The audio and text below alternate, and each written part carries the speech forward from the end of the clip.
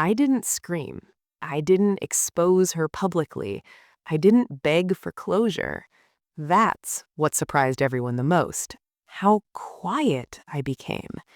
People expect fireworks when betrayal surfaces. They expect rage, dramatic confrontations, long threads of screenshots posted for validation. I did none of that. I stayed still. I listened. I watched. For months, she had a rewritten reality in front of me. Every inconsistency was my imagination. Every gut feeling was my insecurity.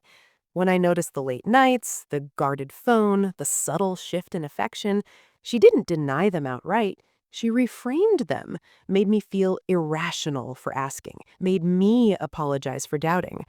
I started keeping mental notes just to make sure I wasn't losing my grip on what was real. She was living two lives flawlessly, or so she thought.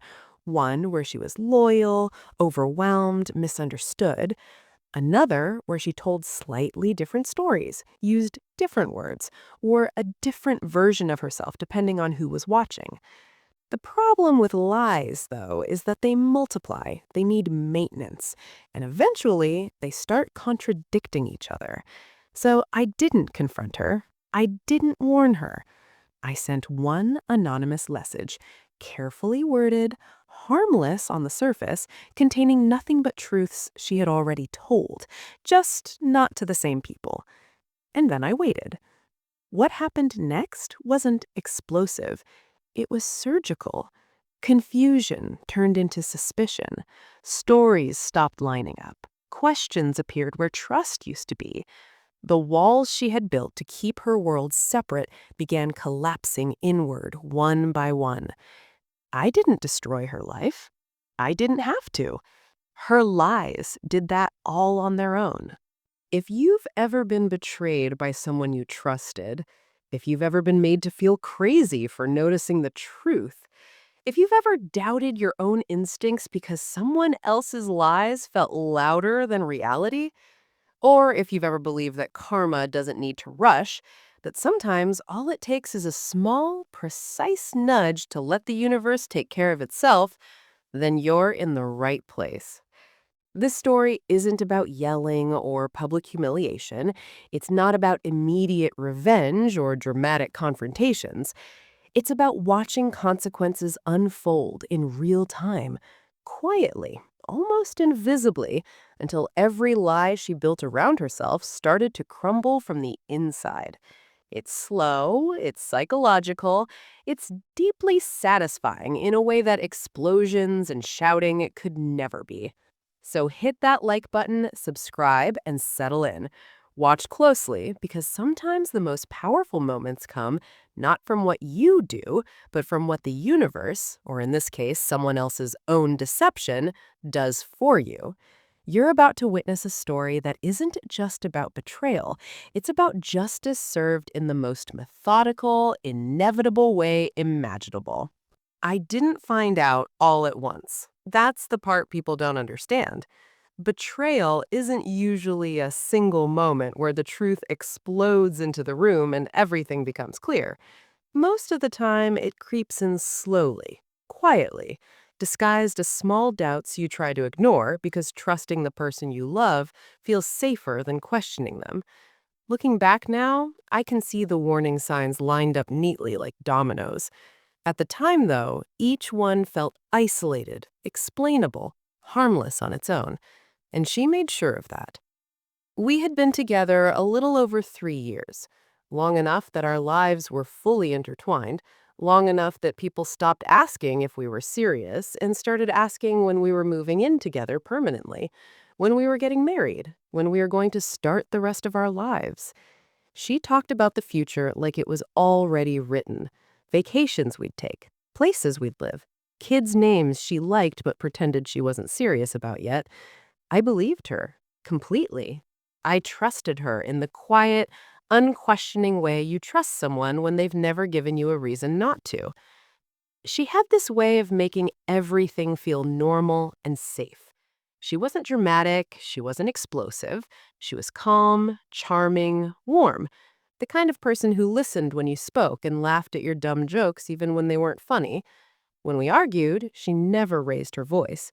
She'd tilt her head slightly, speak softly, and make you feel like you were being unreasonable without ever directly saying it. I used to admire that about her. I thought it meant she was emotionally mature. The first change was her phone. It sounds cliche, but cliches exist for a reason. She used to leave it lying around everywhere, on the couch, on the kitchen counter, face up on the bed when she went to shower. Then one day, it wasn't like that anymore. It was always face down, always in her pocket, always within arm's reach. If it buzzed, she'd check it instantly, even in the middle of conversations, then put it away without mentioning who it was. When I asked casually, just trying to make conversation, she'd say things like, "Oh, just group chat stuff," or "nothing important." I noticed she started texting more at night. Her thumbs would move quickly, confidently, like she knew exactly what she wanted to say. When I'd glance over, she'd subtly angle the screen away from me. It wasn't obvious enough to accuse her of anything, but it was enough to make my stomach tighten. I told myself I was being paranoid. I didn't want to be that guy. I didn't want to project insecurity where there was none. Then came the schedule changes. She started staying late at work more often, going out with friends she hadn't mentioned before, running errands that took longer than they should have. Again, nothing concrete, nothing provable, just enough little inconsistencies to make me uncomfortable. When I finally brought it up, I did it carefully. I remember rehearsing the words in my head, trying to make sure I didn't sound accusatory. I told her I felt like something was off, that I felt a little distant from her lately. She laughed. Not a big laugh, just a small, dismissive one. Then she looked at me like I'd said something silly. "You're overthinking," she said. "I've just been busy. You always do this when you're stressed." The way she said it made it sound like this was a known pattern of mine, even though it wasn't. I felt embarrassed, ashamed almost. I apologized for bringing it up. She hugged me and told me everything was fine. I wanted to believe her so badly that I convinced myself the knot in my stomach was my own issue, not hers. That was the beginning of the gaslighting. Not obvious lies, not dramatic denials, just subtle reframing that slowly trained me to distrust my own instincts. Every time I noticed something that didn't sit right, she had an explanation ready. And every explanation somehow ended with me feeling guilty for even asking. If I questioned why she was suddenly unavailable on weekends, she'd sigh and say I was being controlling. If I asked who she was texting so late, she'd roll her eyes and say I was insecure. If I mentioned feeling disconnected, she'd say I was projecting my own issues onto her. Over time, I stopped bringing things up. Not because my doubts went away, but because every conversation left me feeling worse about myself. I started replaying moments in my head, trying to figure out if I really had seen what I thought I saw, or if my memory was exaggerating things. I'd lie awake at night listening to her breathe beside me, wondering how I could feel so lonely next to someone who was supposed to love me. The worst part was how calm she stayed. She never panicked when I asked questions, never got flustered. She'd maintain eye contact, speak softly, and explain things in a way that made me feel childish for doubting her. It was like arguing with someone who had already decided you were wrong and was just patiently waiting for you to realize it too. Friends noticed I seemed off during that period. I was quieter, more withdrawn. I brushed it off as stress. The proof came on an ordinary night. Nothing dramatic. She had fallen asleep early, claiming she was exhausted from work. I stayed up a little longer, scrolling aimlessly, trying not to think about how distant she'd been. Her laptop was on the coffee table. She often used it to watch shows. I wasn't looking for anything. I wasn't snooping, but a notification popped up in the corner of the screen. A message preview, a name I didn't recognize, and three words that made my heart slam against my ribs. "I miss you." I stared at the screen for a long time. My first instinct was to close the laptop and pretend I hadn't seen it. My second instinct was to wake her up and demand answers. Instead, my body moved on autopilot. I opened the laptop. It wasn't locked. She trusted me enough not to bother with that, apparently. Or maybe she just didn't think she'd get caught. The messages weren't subtle. They weren't ambiguous. They were intimate, affectionate, detailed. Plans to meet up, references to nights she'd told me she was busy, complaints about how hard it was to sneak around, jokes about me, about how clueless I was, photos she'd never sent me, words she used to say to me, repurposed and handed to someone else like they meant nothing. I felt numb, not angry, not even sad at first, just empty, like someone had drained all the air out of my body. I scrolled and scrolled, my hands shaking, my vision blurring. Every doubt I'd had, every moment I'd questioned myself, every time she'd told me I was imagining things, suddenly clicked into place. I wasn't crazy. I wasn't insecure. I wasn't paranoid. I was being lied to. When I confronted her the next day, I didn't raise my voice. I didn't cry. I just told her I knew.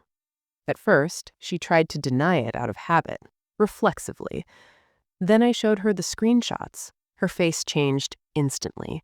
The calm mask cracked. She didn't get angry. She got scared. She started crying, apologizing, saying it didn't mean anything, that it was a mistake, that she never meant to hurt me. She said all the things people say when they realize the story they've been controlling has slipped out of their hands. I ended it that day. No long speeches, no begging, no dramatic exit. I told her I was done and asked her to leave. She tried to hug me. I stepped back. That hurt her more than anything else. Watching her walk out felt surreal, like I was watching someone else's life unravel, not my own. The weeks that followed were rough, but also strangely clarifying. Without her constant voice in my ear, my head felt quieter. I started trusting my instincts again. I replayed past conversations and realized how often she'd twisted things to make herself the victim and me the problem. That realization hurt almost as much as the cheating itself.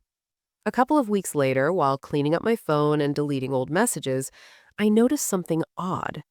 Timelines that didn't quite line up, names that appeared more often than they should have. I started looking closer, not out of obsession, but out of curiosity. And that's when I realized something that shocked even me. She hadn't just been cheating on me, she had been cheating on him, too. The guy I thought was the sole affair partner was just one piece of a much bigger pattern. There were messages to another guy. Different tone, different excuses, different lies. She was juggling multiple relationships simultaneously, telling each person exactly what they needed to hear to keep them invested. That realization changed how I felt completely. My sadness gave way to something colder and clearer. This wasn't about me being inadequate. This wasn't about her falling out of love. This was about her needing attention and validation so badly that she was willing to lie to everyone in her life to get it. She didn't just betray me, she betrayed everyone. I didn't want revenge fueled by rage. I didn't want to scream or expose her publicly or drag her name through the mud. I just wanted the truth to exist where it couldn't be controlled by her anymore. So I created a burner account. No identifying details, no emotion. I gathered the screenshots that showed she was cheating on the affair partner with someone else. Clear dates, clear messages, impossible to explain away. I sent him one message. No commentary, no insults, just the evidence. Then I logged out and disappeared. I didn't watch his response, I didn't follow up, I didn't need to. What happened next reached me through mutual friends. He confronted her. She tried to deny it, tried to twist the narrative like she always did. But this time, the proof was undeniable. They fought, loudly, publicly, in front of friends who had no idea what she'd been doing. The story she'd carefully curated for months collapsed in minutes. She lost him. She lost the other guy. She lost friends who no longer trusted her, people who had once gone out of their way to defend her, to explain her behavior, to soften the sharp edges of her choices. One by one, those voices disappeared. The group chats went silent. Invitations stopped coming. The benefit of the doubt ran out. Her support system didn't collapse all at once. It thinned, eroded, until there was nothing left to lean on. The chaos she'd been creating behind the scenes, the half-truths, the omissions, the quiet manipulations, finally caught up with her, and there was no one left to absorb the impact. From a distance, I watched it happen without really watching. News reached me indirectly, filtered through mutual acquaintances who spoke carefully, as if any wrong phrasing might reopen wounds. I didn't ask for details. I didn't need a play-by-play. I already understood the pattern. It was the same cycle I'd lived inside for far too long, only now I wasn't standing in the blast radius. Months passed, and something unexpected happened. The noise in my head faded.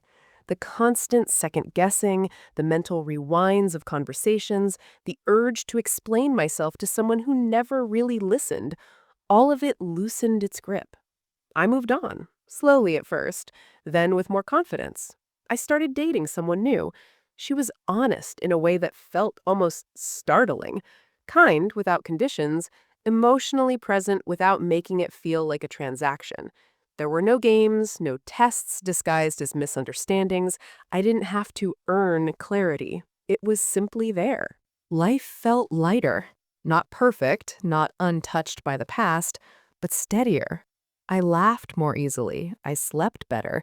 I stopped bracing myself for conflict that never came.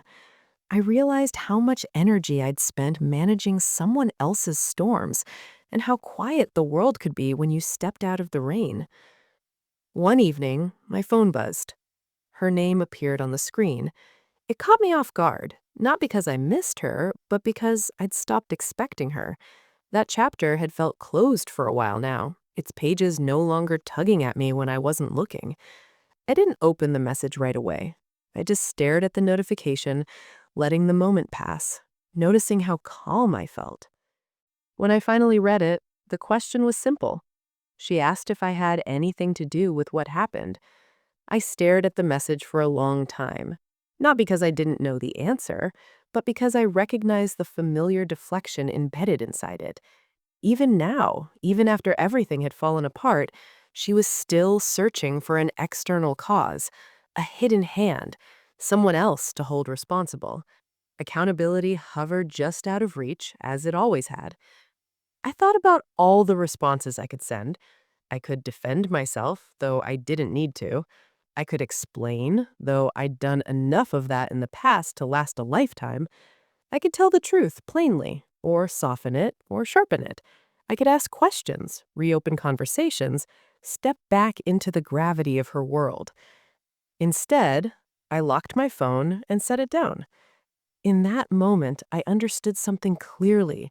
Silence wasn't avoidance. It was resolution. I didn't owe her clarity when she'd ignored it for so long. I didn't owe her reassurance or absolution or one last emotional labor to help her make sense of consequences she'd earned herself. Not responding wasn't cruelty. It was boundaries, finally enforced. I didn't need to prove my innocence. I didn't need her understanding. I didn't need the past to acknowledge me in order for it to stay behind me. My life no longer revolved around her questions, her doubts, or her version of events. Revenge doesn't always require destruction. Sometimes it's just removing yourself and letting the truth speak for itself. If this story gave you chills, hit that like button and subscribe. And tell us in the comments, what's the most satisfying karma you've ever witnessed? Welcome to Taking Revenge Hour, where the truth always wins.